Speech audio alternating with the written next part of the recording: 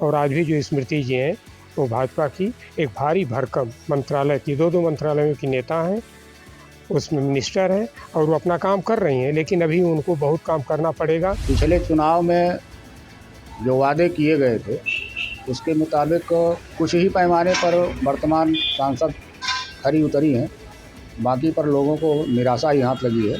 UP में जब आप चर्चा करेंगे चुनाव की तो सबसे ज्यादा चर्चा होती है एक राइवलरी की। वो राइवलरी है स्मृति ईरानी बनाम राहुल गांधी की। केंद्रीय मंत्री स्मृति ईरानी ने जिस तरीके से अमेठी में राहुल गांधी को हराया, उसके बाद ये चर्चा फिर से तेज है कि 2024 में क्या होने वाला है।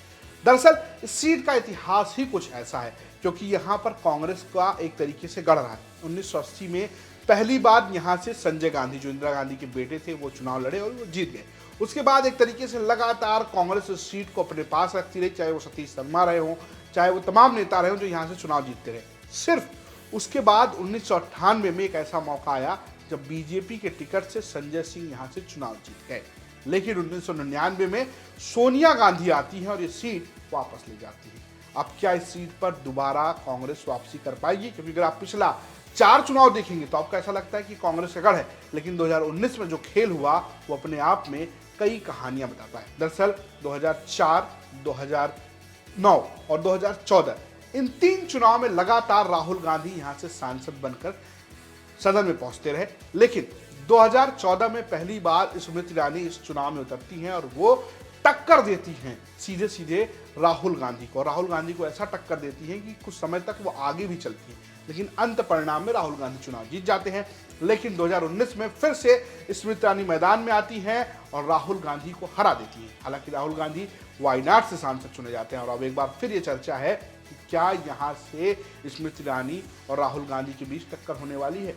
हालांकि अभी तक राहुल गांधी ने इस बात की घोषणा नहीं की कि वहां से चुनाव लड़ेंगे या नहीं लड़ेंगे, लेकिन आप इतिहास देखें तो कांग्रेस का माहौल यहाँ पर ठीक ठाक दिखता है। लेकिन जिस तरीके से स्मृति ईरानी लगातार दौरा कर रही हैं, लगातार आ रही हैं, जा रही हैं, अभी उन्होंने तमाम नेताओं से मुलाकात की, उसके बाद कहीं ना कहीं स्मृति ईरानी का थोड़ा सा यहाँ पर माहौल भी दिखता है। लेकिन अगर आप जातीय समीकरण की बात करें तो ऐसा लगता है कि जातीय समीकरण का यहाँ कोई प्रभाव नहीं पड़ता, क्योंकि अगर आप चुनाव देखें तो चुनाव सीधे सीधे यहाँ पर गांधी परिवार वर्सेस अन्य का नजर आता है। लेकिन हम आपको फिर भी बताते हैं कि इस सीट पर कौन कितनी संख्या में है। इस सीट पर सबसे ज्यादा संख्या जो है वो अन्य पिछड़ा वर्ग यानी ओबीसी की है, जो करीब 6,26,000 है। इसके बाद बारी आती है जनरल यानी कि सामान्य वर्ग की, जिनकी वोटों की संख्या करीब 4,52,000 है। इसके बाद आते हैं दलित, जो करीब 3,83,000 है, और मुसलमानों की संख्या यहाँ पर करीब 2,78,000 है। इस सीट पर जाति से कहीं ज्यादा भारी, जैसा हमने आपको बताया कि जाति से कहीं ज्यादा भारी गांधी परिवार और उसके खिलाफ चुनाव लड़ने वाले लोग रहे। अभी भी जब भी चुनाव गांधी परिवार यहां से हारा है, तब सामने कोई ना कोई कद्दावर नेता रहा है।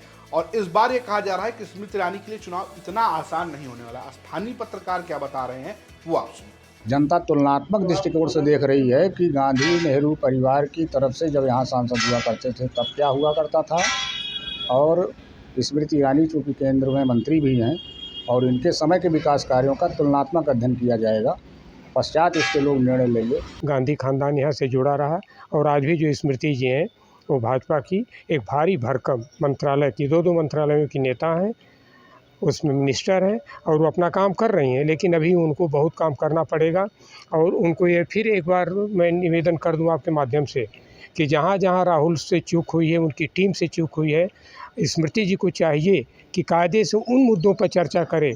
लोकसभा चुनाव में जो रोजाना वो 10 सवाल उठाती थी, तो उन 10 सवालों के बारे में ज़रा खुद गौर करें कि उन सवालों का जवाब कहाँ तक मिला है, और जनता उनसे आगे पूछे तो भी सवाल कायदे से उन सवालों का जवाब मुस्कराते हुए दे सकें, तनाव से नहीं।